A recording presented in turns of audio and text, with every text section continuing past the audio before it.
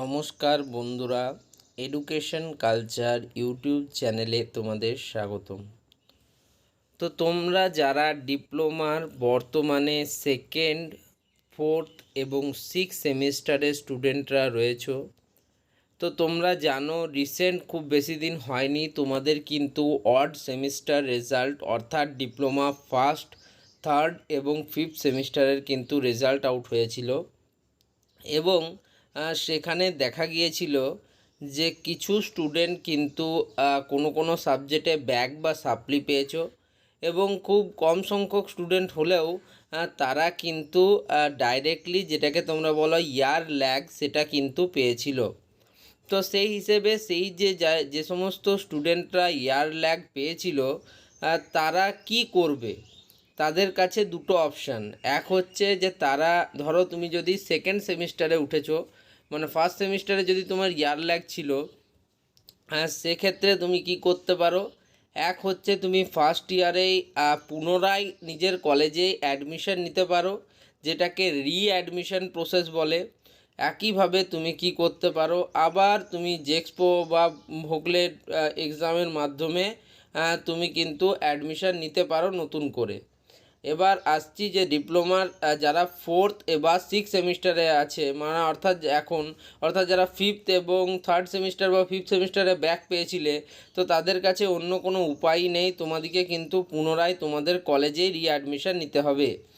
তো সেই রিঅ্যাডমিশন বিষয়ে তোমাদের কাউন্সিল থেকে প্রত্যেকটি কলেজের প্রিন্সিপাল এবং প্রিন্সিপাল ইনচার্জ দিকে একটা গুরুত্বপূর্ণ কিন্তু নোটিশ পাঠানো হয়েছে কাউন্সিলের তরফ থেকে। তো নোটিশটাতে কি বলছে সেটা নিয়েই ডিটেলসে আলোচনা করি। তো চলো শুরু করা যাক নোটিশটা বিষয়ে।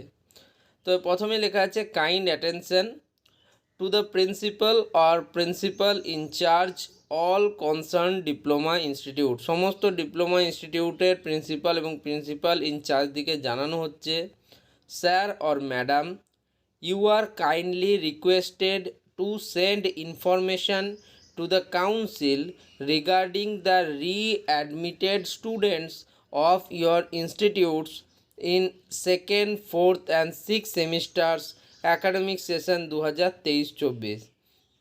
অর্থাৎ তোমরা জানো এখন যে সেশনটা চলছে সেটা হচ্ছে academic session 2023-24।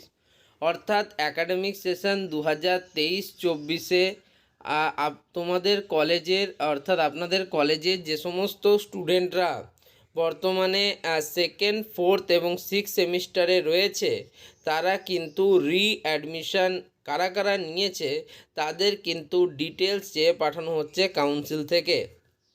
In prescribed excel file format latest by 30/4/2024। দেখো ডেটটাকে কিন্তু হাইলাইট করা রয়েছে। তো 30/4/2024 তারিখের মধ্যে অর্থাৎ 30শে এপ্রিলের মধ্যে কিন্তু কোন স্টুডেন্টরা রিঅ্যাডমিশন নিয়েছে সেটা কিন্তু জানাতে হবে কলেজকে। কাকে জানাতে হবে? কাউন্সিলকে জানাতে হবে। এবং কিসের মাধ্যমে দিতে হবে সেটা?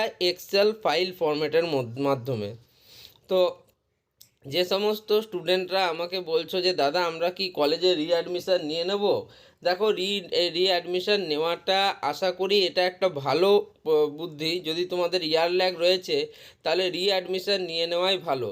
তার কারণ দেখো, যদি তুমি এখন জেক্সপো ভোকলেটের থ্রুতে আবার অ্যাডমিশন নিতে যেতে চাও নতুনভাবে নতুন অ্যাকাডেমিক সেশনে, সেক্ষেত্রে তোমার প্রবলেমটা কি হবে, তোমাকে কিন্তু অনেকটা সময় ওয়েট করতে হবে। তুমি দেখো এখন হচ্ছে তোমার যেটা এপ্রিল মাস, সেটা কিন্তু তোমার সেপ্টেম্বর মাস নাগাদ তোমাদের কলেজে রেগুলারিটি চালু হবে।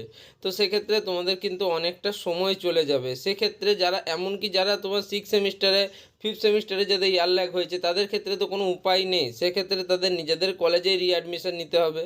তো যাই হোক, এইটাই কিন্তু নোটিশে বলেছে। এবার আমরা এর পরেরটাতে দেখব যে তোমাদের কি এক্সেল ফাইল ফরম্যাট দিয়েছে। এখানে নিচে লেখা রয়েছে, দেখো, we solicit your kind cooperation in this regard. এই ব্যাপারের জন্য আমরা আপনাদের কাছ থেকে সহযোগিতা আশা করছি, এটাই লেখা রয়েছে। এবার দেখে নিই এক্সেল ফাইল ফরম্যাটটা কীরকম দেওয়া হয়েছে। তো দেখো, সবার প্রথমে এই এক্সেল ফাইল ফরম্যাটে রয়েছে সিরিয়াল নাম্বার, যেটা কিন্তু প্রত্যেকের ক্ষেত্রে লাগে। তারপরে রয়েছে দেখো ইনস্টিটিউট কোড। তোমরা জানো প্রত্যেকটা ইনস্টিটিউটের কোড রয়েছে, যেমন আরামবাগ পলিটেকনিকের আলাদা, আসানসোল পলিটেকনিকের আলাদা, এপিসি রয় পলিটেকনিকের আলাদা, প্রত্যেকটা ইনস্টিটিউটের কিছু কোড রয়েছে।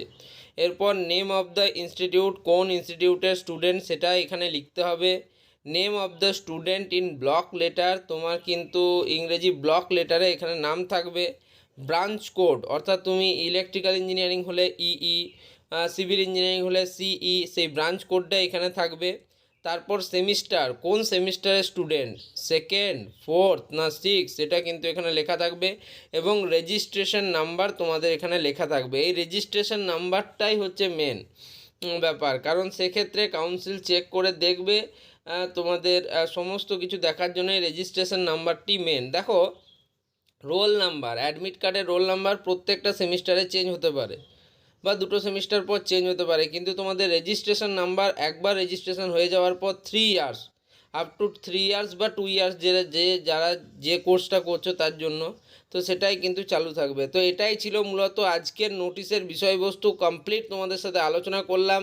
সবার প্রথম আলোচনা করছি। দেখো এরকম নোটিশ কিন্তু খুব বেশি চ্যানেল কিন্তু প্রোভাইড করে না, তাই তোমাদের বলবো এই চ্যানেলটিকে তোমরা সাবস্ক্রাইব করে রাখো, ভিডিওটি লাইক করো এবং বন্ধুদের মাঝে অবশ্যই শেয়ার করো। ধন্যবাদ।